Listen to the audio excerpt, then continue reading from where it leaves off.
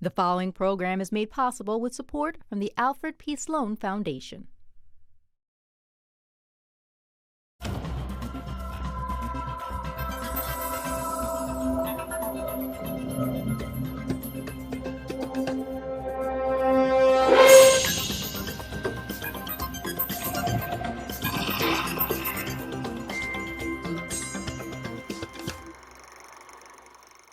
Welcome to Science Goes to the Movies, a look at the stories of science and how they change our culture. I'm Faith Saley. And I'm Heather Berlin.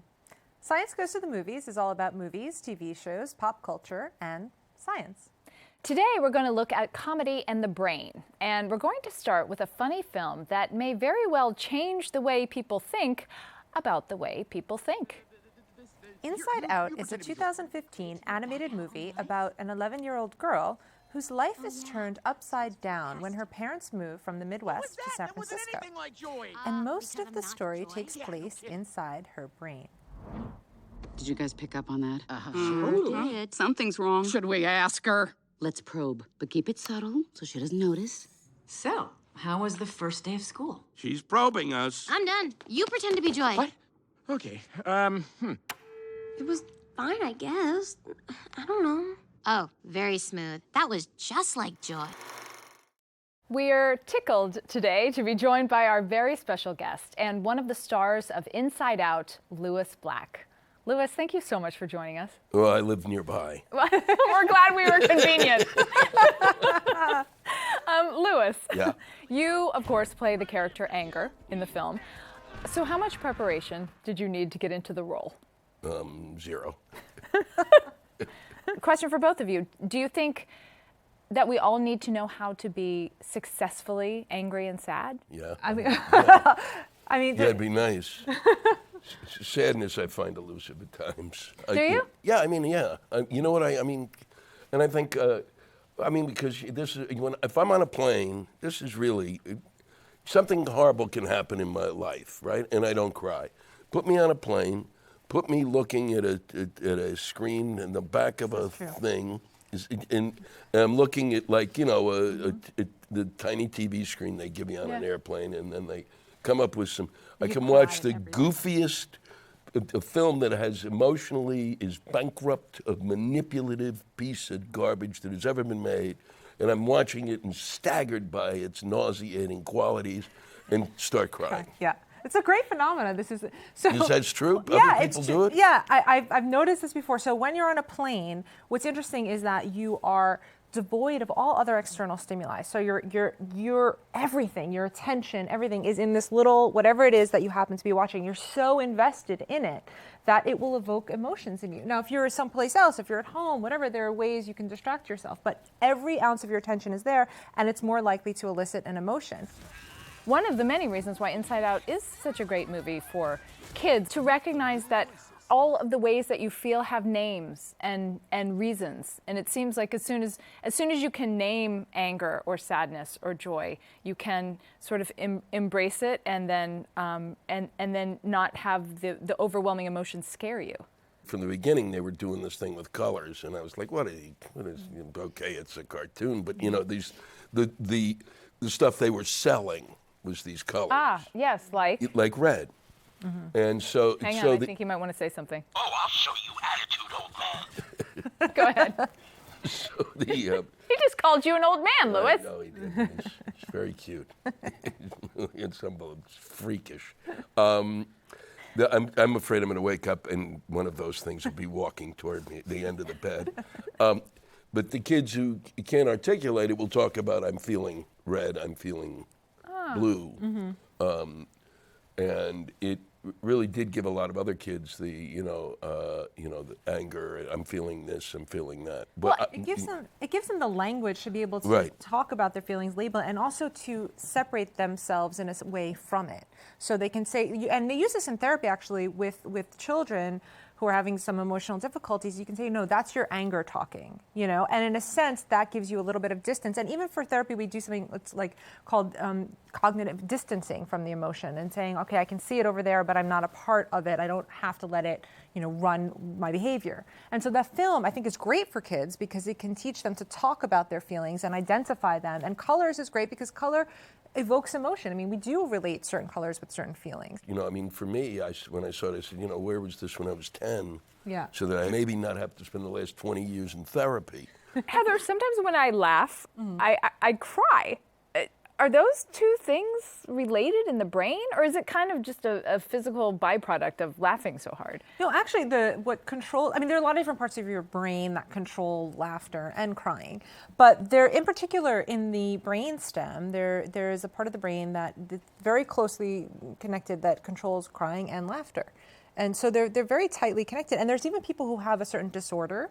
It's called pathological laughing and crying disorder. They will just spontaneously, out of nowhere, nothing triggers it, just start hysterical crying or hysterical laughing. It's like Tourette's syndrome of the emotions, kind of. Yeah. So if you have a lesion or there's a problem in the connectivity, you can just be able to control yourself without any stimulus itself sparking it. It just will come on and overwhelm you. Wow, that's...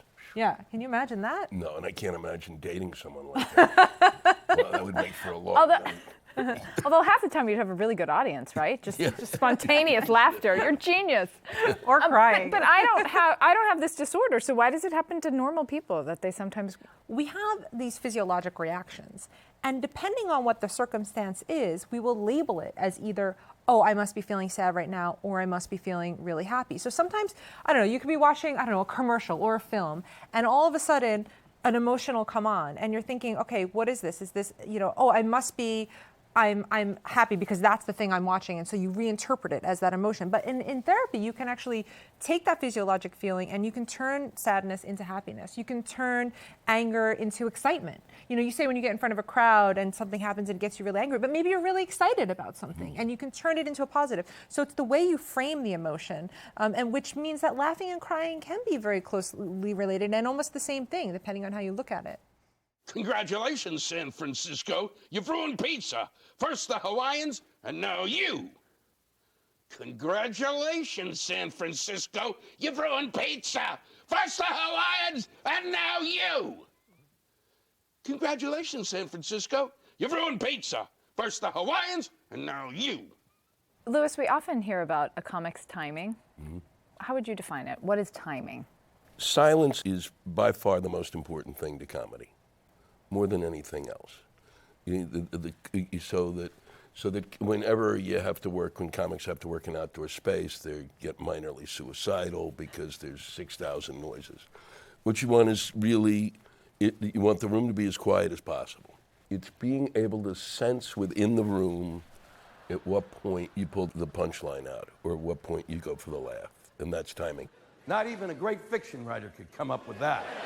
You can hit it at 3 points, I believe. Every comic has done it. You kind of do it, and then you quickly get to the punchline, and you're going to get a laugh. You get a ha ha ha.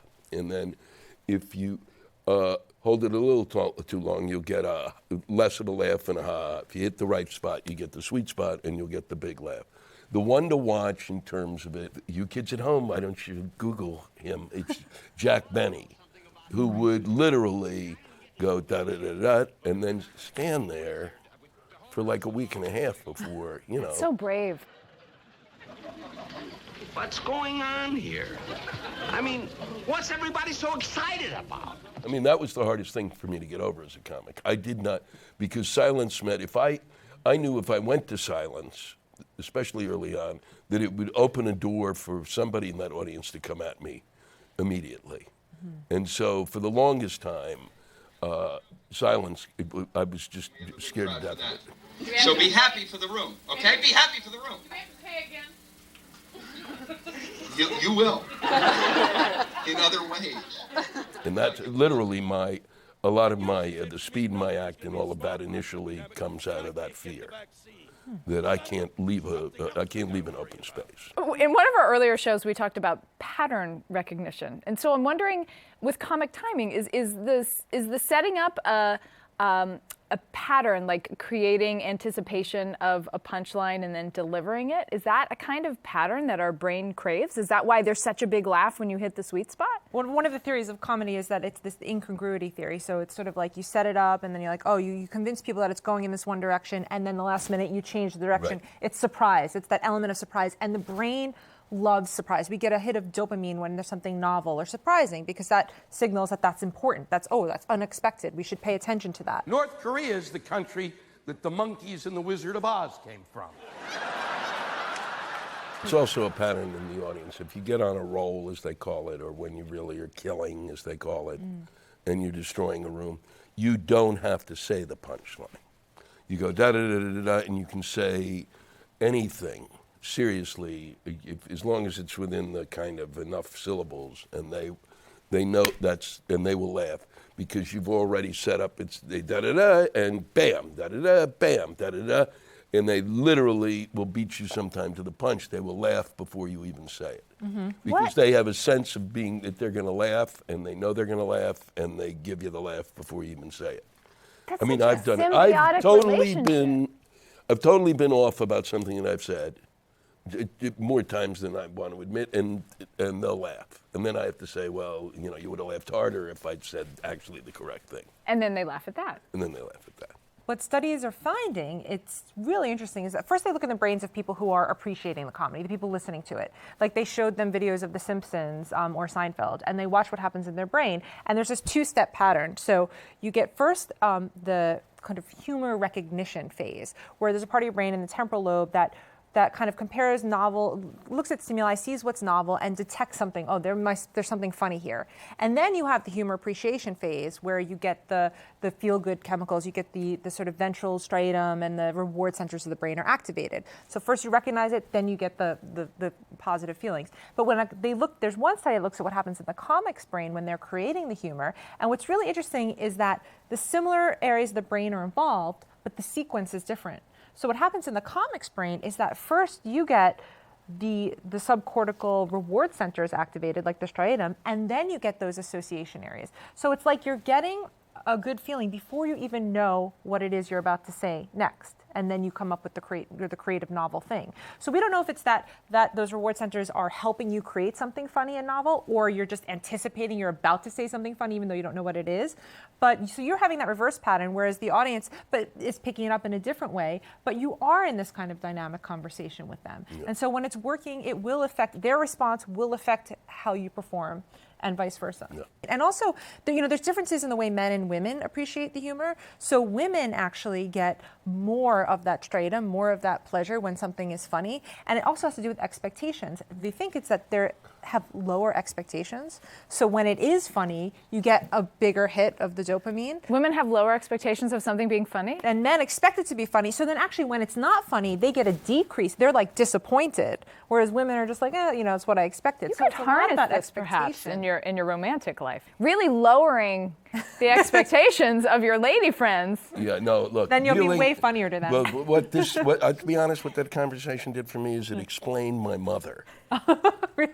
Huge. Oh, Why, does she think you're hilarious? No, it had nothing to do with laughter. It just explained the level of her expectation was so low that it was like... Tying your shoelace was a great achievement. The thing is though that that's really funny though. I wouldn't have thought that the lower expectations among women, and I really wouldn't know how to use it. I wish I knew how to, and you can tell me after the show. Question for both scientists and artists. Do you think that comedy can change our deep-rooted biases? You do. Yeah, I do. Oh, well, to an extent. You don't, to an extent, you know?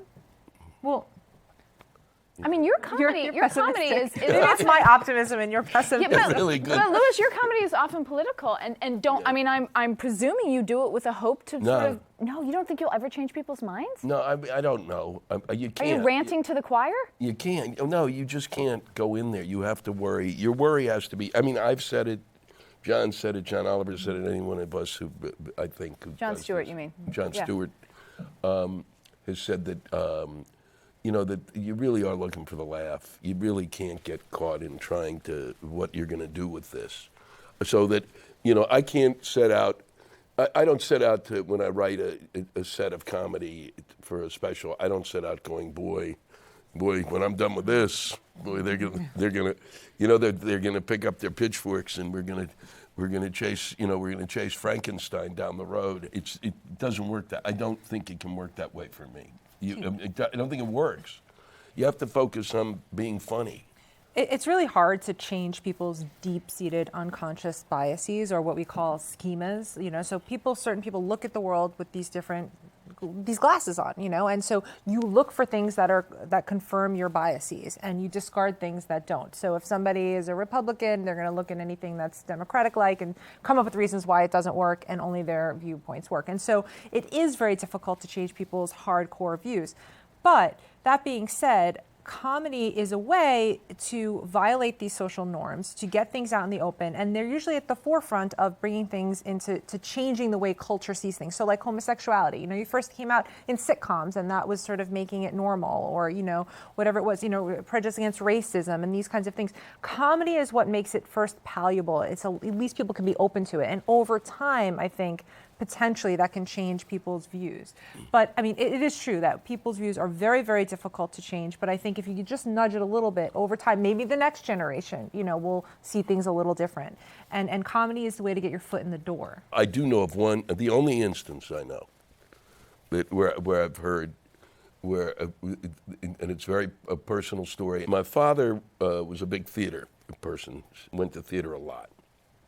Is that code for saying he was gay? No, he was his second balcony, and they don't sit up there. They get better tickets. And, so he went to theater a lot, but it's how I got suckered into it. It was him dragging me to theater, taking me. And, but he went and saw Paul Robeson and Uta Hagen in Othello. Wow. So he is there, and Robeson puts his hand on Uta Hagen's neck. And my father, who had never thought of himself as racist, all of a sudden went, because of his visceral reaction to a black man touching a white woman, completely re-examined his value system. Wow. That's interesting. Yeah. So it made his unconscious bias conscious. It literally dramatized it yeah. for him. Yeah. I mean, which is an extraordinary. Yeah. I think the more we can bring our unconscious biases to consciousness and become aware of them, that's the only chance we have of being able to then change them. Yeah. Because a lot of times they're just running behind the scenes. We're not even aware of our biases. Yeah. But, yeah. Let's narrow the discussion down to just one area by looking at a short timeline of change that is very specific to comedy. In the last 50 years, Americans have significantly changed our sense of what is obscene. On October 4th, 1961, Lenny Bruce was arrested in San Francisco for saying a word on stage at the Jazz Workshop. He was arrested and jailed and lost his cabaret license for standing on a small stage and saying one specific word.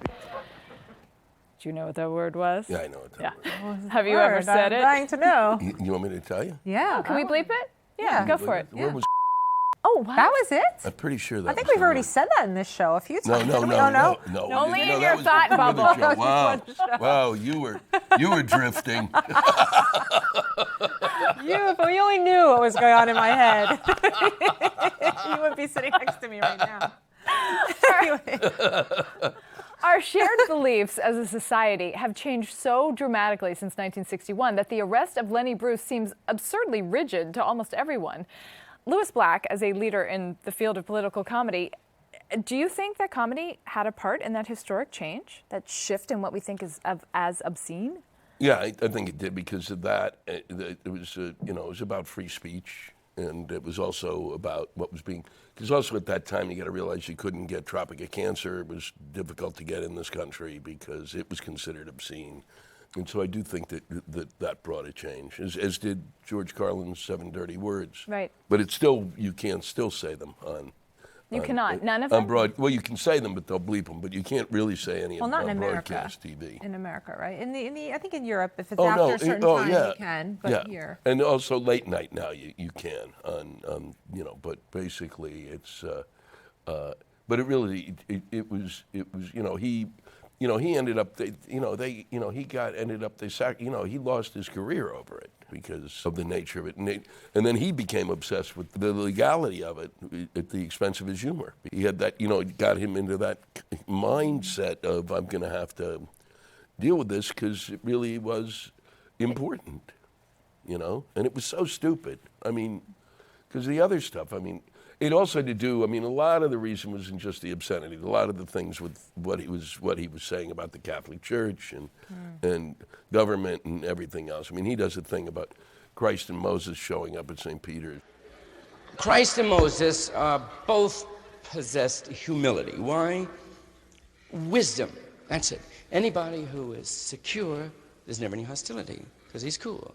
It's this brilliant 10 minutes, which, you know, back then was, you know, like, you know, I can't believe you're talking about the, you know, the church this way. Louis, do you think it was all that other stuff that they were going after Lenny Bruce for, and the obscenity was just a ruse? No, I think the obscenity had something to do with it, too. Really did? Yeah, I do, because I get, you know, I really, he's not funny. He uses too many bad words. You get that? Yeah. You get it now. So I think it was part and parcel with everything else. That was a hell of a word back then. You know, that was not a word you used. And now Heather just says it all the time. Yeah. All the Thinks time. it says it. On replay in my brain. So unprofessional. Writes it on subway walls. How'd you know that was It's a pathology, Heather. And now to the neuroscientist. We have heard that a person's biases can be nearly impossible to change.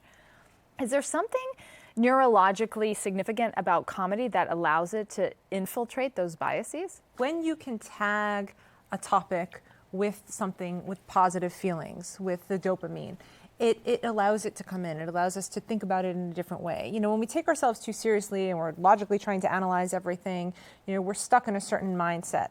But comedy can break out of that, can make us think about things a little bit differently, and maybe open us up a little bit. You know, and I don't think it's going to fundamentally change a whole person's whole personality, but it might, just that little bit of thinking about something in a slightly different way or finding it a little bit humorous can perhaps push us in a different direction. Yeah, I mean, the other thing too, I think, is the effect not only to the individual, but then you get, if it affects a number of individuals, then those individuals go and infect other individuals with their It's like a disease. Yeah, so that, you know, that kind of, if I become comfortable with obscenity or what's perceived obscenity, then it makes other people comfortable. You know, I mean, I have a whole audience that shows up that seems to be very, very comfortable. I mean, and literally, I mean, that I would ever consider during my whole life that I have people, I'm going to use something now that'll be bleeped, but I will have people come up to me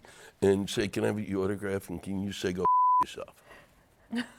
And I go, sure. By the way, I just read a scientific study that said that people who use curse words, more colorful language, have higher IQs. Yeah, I read that. FYI. Obviously. Yeah. Yes. Obviously. Yeah. Political satire stretches back hundreds of years, and the most well-known earlier adapter was Jonathan Swift, who in 1729 famously suggested that poor Irish might improve their economic troubles if they sold their excess children as food for the rich.